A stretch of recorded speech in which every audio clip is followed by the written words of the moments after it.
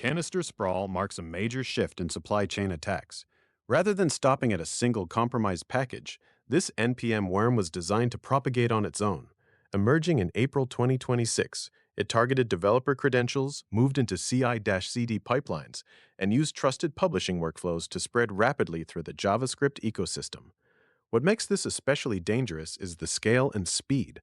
Once introduced, the malware could infect build environments, tamper with packages, and create new points of compromise across downstream projects. In practical terms, one breach could quickly multiply into many, turning normal dependency installation and publishing activity into a distribution channel for the attack. This is why CanisterSprawl is important to understand. It shows how modern software supply chains can be abused not just for initial access, but for exponential growth. A supply chain worm is malware designed to spread through the software packages developers trust every day. In this case, it targets package managers like NPM and turns a normal install into the starting point for infection. What makes it especially dangerous is that it's self-replicating, credential-hungry, and exponential. After a single NPM install, the malicious package can auto-execute through post-install hooks that run silently during installation. There's no extra click required from the user. Once running, the worm looks for valuable credentials, such as developer tokens, so it can take over publishing access. It then injects malicious code, bumps package versions, and republishes infected packages to continue spreading on its own. It also uses resilient command and control methods by sending stolen data through decentralized ICP blockchain endpoints, which makes disruption and takedown much harder. So the core idea is simple. One install can trigger silent execution, credential theft, and automated republishing, allowing the infection to grow rapidly across the software supply chain. CanisterSprawl propagates through a tight four-stage loop. It starts with a post-install hook. That means the malicious code runs automatically when the package is installed, without the developer needing to open or execute anything manually. From there, the malware moves into credential harvest. It looks for tokens, NPM credentials, environment variables, and other secrets that can give it access to publisher accounts, source repositories, or build systems. Once it has access, it self-replicates. It modifies packages, injects its payload, and republishes infected versions, so the next wave of developers pulls it in through normal dependency updates. Finally, it establishes persistence and command and control, or C2, so the attacker can maintain access, issue updates, and keep the infection active over time. The key risk is scale. Every infected developer machine becomes a new propagation point, so one compromised maintainer account can quickly spread malicious code into thousands of downstream projects and automated pipelines. The confirmed compromises show a very targeted pattern. In pgserve versions 1.1.11 through 1.1.set, attackers injected a 1,143-line credential harvester. In @automagic/genie versions 4.260421.33 through 39, the compromise affected namastex.ai agentic AI tooling, and this wasn't an isolated event. A prior canister worm campaign in March 2026 impacted more than 141 packages, including packages associated with organizations like Emil Group, @AirTM, and OpenGov. What's important here is the type of software being targeted. These are not random consumer packages. The focus is on specialized developer tools, including embedded database servers and other components likely to run in build systems and engineering environments. That gives attackers a better chance of reaching high-value credentials, CI/CD secrets, and privileged infrastructure. In terms of scale, the April 2026 wave alone hit more than 22 packages. The earlier March wave affected 141 packages, and the downstream exposure could extend to well over 1,000 developer machines through dependency chains. So the real-world impact is much larger than the package count alone. One compromised package can ripple outward into many teams, many environments, and many automated pipelines. Here, the key is to focus on practical indicators that something is wrong. One of the first signs is an anomalous version bump. If a low-activity package suddenly gets a small patch increase, especially a plus 0.0.1 release without a clear reason, that should raise suspicion. Attackers often use tiny version changes because they look routine and are easy to miss in automated updates. Another major signal is suspicious outbound traffic.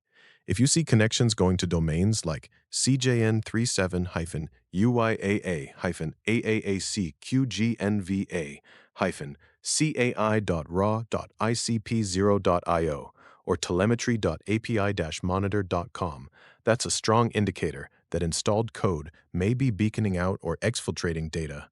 You also want to inspect post-install behavior very closely. Obfuscated, minified, or packed JavaScript inside post-install hooks is a common red flag, especially when it's paired with persistence mechanisms such as unexpected systemd services like pgmon.service. For quick validation, use simple commands that help surface risk fast. npm audit can help flag high-severity concerns. npm diff lets you compare a known good version against a suspect release to spot injected code.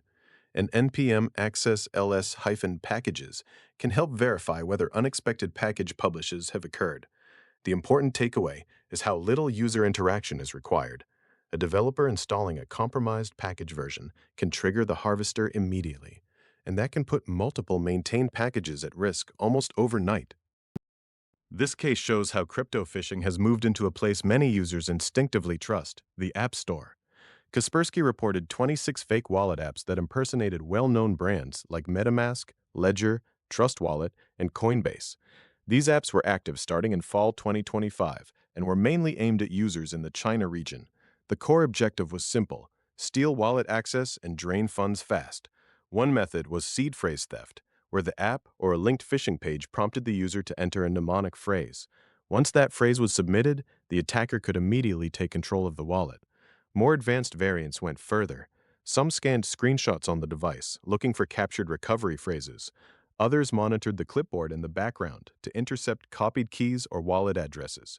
The key takeaway is that mobile app trust signals alone are not enough. Even in an official app marketplace, attackers can package phishing, data capture, and wallet theft into something that looks legitimate at first glance. These two threats reflect a single strategy: hit the people building systems and hit the people using them. CanisterSprawl targets developer infrastructure through npm postinstall hooks. Its goal is to steal developer tokens and gain access to CI/CD pipelines, and it spreads like a self-republishing worm. What makes it especially resilient is its command and control model, which uses a decentralized ICP canister. Fake Wallet targets end users through fraudulent Apple App Store listings. Its objective is to capture crypto seed phrases and private keys, using social engineering and OCR to trick victims into handing over sensitive wallet data. Its command and control relies on attacker-managed endpoints. The important takeaway is that these are not isolated risks. A compromise in the developer environment can lead to broader infrastructure breaches, and those breaches can help fund, scale, or enable consumer-facing fraud campaigns. In practice, that means organizations should assume breach across both surfaces, the software supply chain and the user-facing application layer. Here are the immediate actions that matter most for reducing exposure to CanisterSprawl. First, audit and rotate immediately.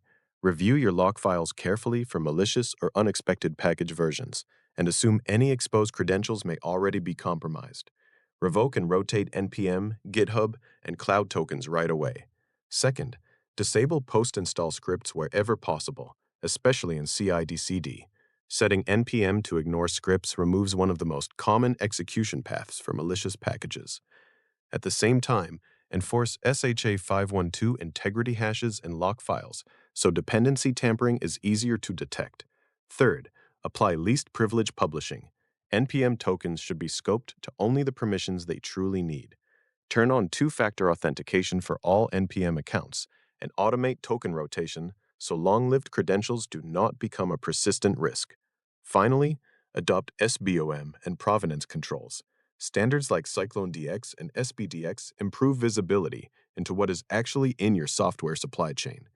Tools such as Socket or Trivy can add real-time scanning, and SigStore or SLSA signing helps verify that packages and build artifacts came from trusted sources. The key idea is speed and discipline. Reduce execution paths, limit credential power, and increase visibility across the build pipeline. For fake wallet defense, the biggest rule is to download only from official sources. Don't trust App Store search results by themselves. Verify the exact publisher, check the version history, and make sure you're installing the real application. Hardware wallets add an important layer of protection because they keep seed phrases offline. If you're using a ledger or Trezor, never type your mnemonic phrase into a mobile or desktop app. That phrase should stay isolated from software-based attacks. On iOS, clipboard alerts can also help. They create friction when malware tries to watch for copied wallet addresses or seed data. Combined with privacy controls and multi-signature setups, that extra friction can make attacks much harder to execute. For longer-term resilience, adopt zero-trust handling for secrets. Treat every token as if it could already be exposed, and rotate credentials on a defined schedule instead of waiting for an incident. Air-gapped CI is another strong control. Keep sensitive publishing pipelines separated from general build environments, so a compromise in one area doesn't automatically spread into release systems. Behavioral endpoint detection should be on developer workstations, not just servers. A lot of supply chain activity starts at the endpoint, so that's where visibility matters. And finally, monitor across ecosystems. Attackers don't stay in one platform.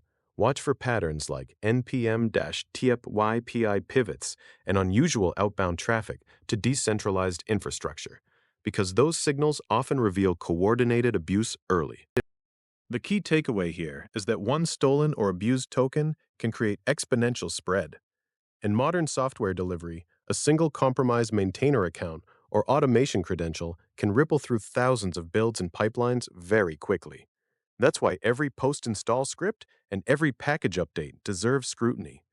Another important point is that multi-ecosystem threats are now normal. Attackers are not staying in one place. They move across NPM, PyPI, app stores, and phishing channels at the same time. In practice, that means you should assume exposure can happen across every part of your supply chain, not just the package manager you use most. The defensive lesson is straightforward. Proactive controls outperform reactive scanning. Lock files help reduce unexpected drift. SBOMs improve visibility. Least privileged tokens limit blast radius. Behavioral monitoring helps catch abuse that signature-based tools may miss. The action item is simple and urgent. Audit your dependencies today. Enable 2FA on every publish account. And keep up with live advisories from sources like Socket and StepSecurity, because the gap between public disclosure and active exploitation keeps getting smaller.